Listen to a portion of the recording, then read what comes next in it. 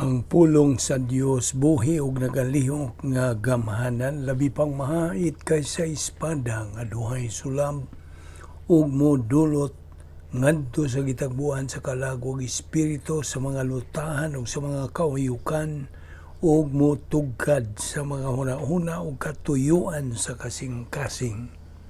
All Scripture is God-breathed and is profitable for doctrine, for reproof, for correction, for instruction in righteousness, that the man of God might be mature, thoroughly furnished unto all good works. Maayong adlaw sa tanan nato mga subscribers. Welcome na sa atong adlaw-adlaw pagtuon sa pulong sa Dios ubos sa Vic Balbido Evangelistic Ministry. Ang uluhan sa atong pagatunan nining adlaw maong bahin sa salvation by grace. Ang kalwasan pinaagi sa grasya. Sa wailangan magasugod kita. So sa ako nang ginaingon, balikon ko nga ang kalwasan grasya. Si Noah, nagasangyaw siya sa mayong balita sa kalwasan sud sa 120 ka mga tuig. Genesis 6:3. Atol niadtong iyang panahon, ni Noah, ang mga katawhan negatibo ngadto sa mayong balita sa kalwasan. They were negative towards the gospel. They don't have any desire to learn. Wala.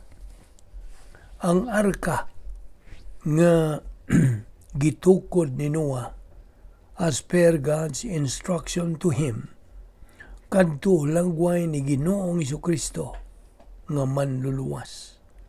Si Ginoong Jesucristo mao ang pultahan. Siya nga muagi niini, pinagi nining maong pultahan, maluwas. He who enters in through that door will be saved. Juan Kapitulo 10, versikulo 9. Now, ni ay pipila ka mga, we would say, interesting illustration may tungod sa kalwasan nga kini gihimo ni Ginoong Jesucristo. Okay? Okay, ang naguna niini kadtong Exodus generation, ang mga katawan sa Israel sa ilang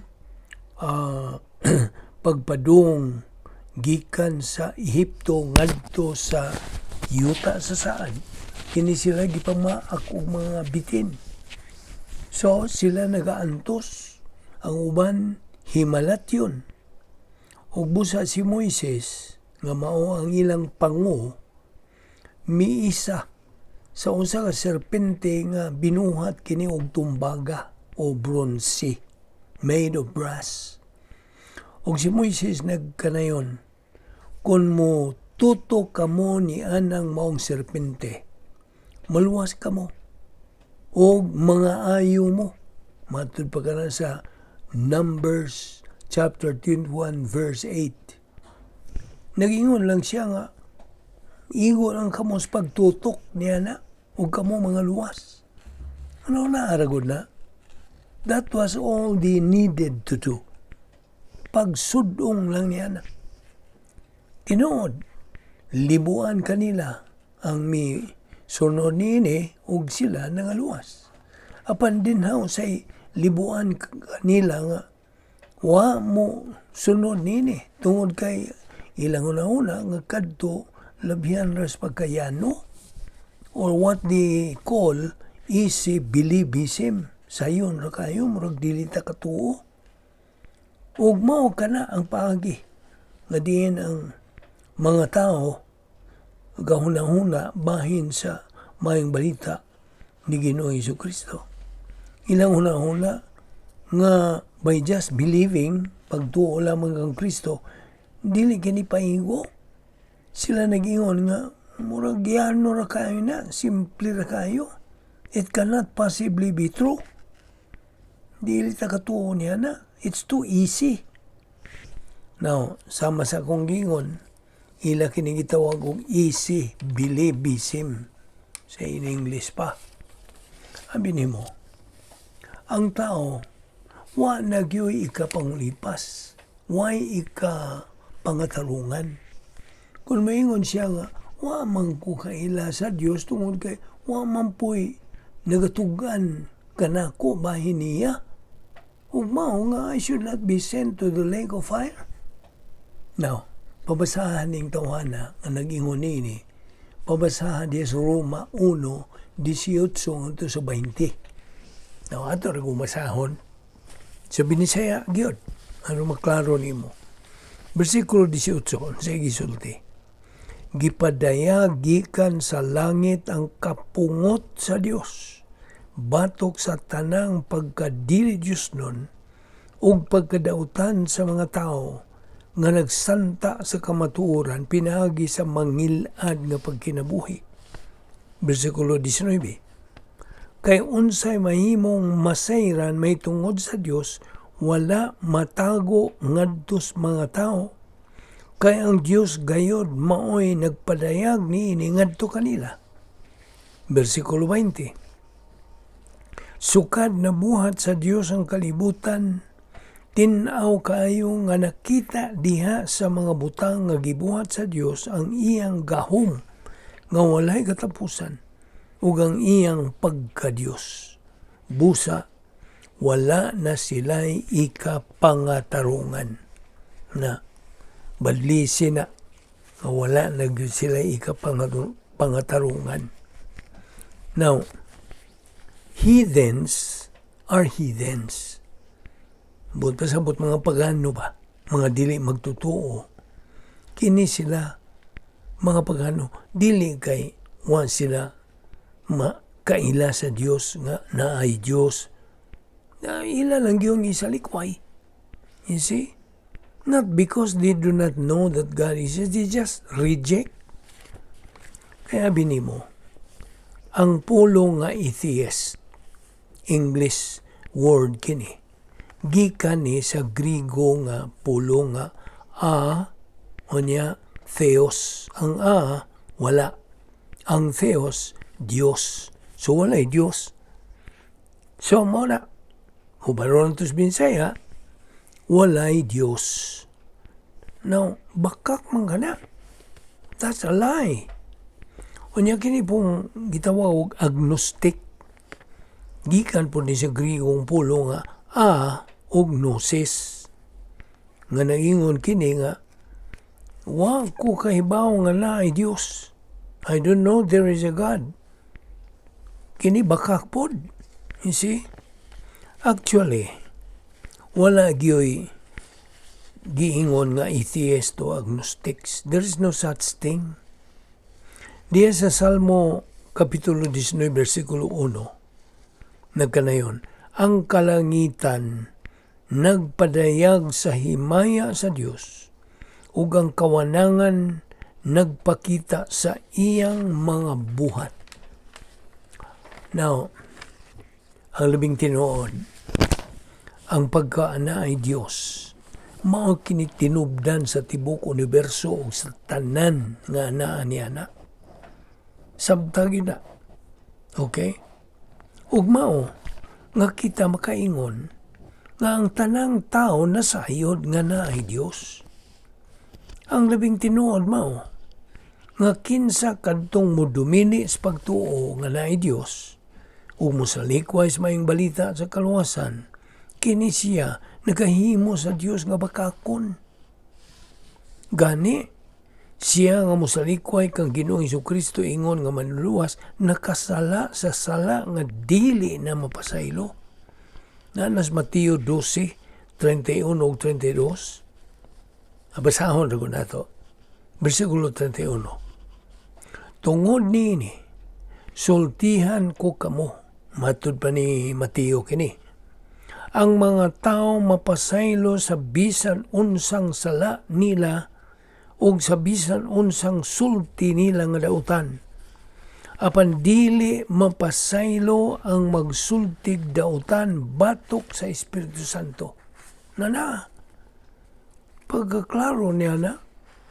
Unya dugangan pagid bersikulo 32. Ang magsultig dautan batok sa anak sa tao, mapasaylo, apan ang magsultig dautan batok sa Espiritu Santo, dili gayod mapasaylo karon o bisan kanusa. Badlisi na, underline that.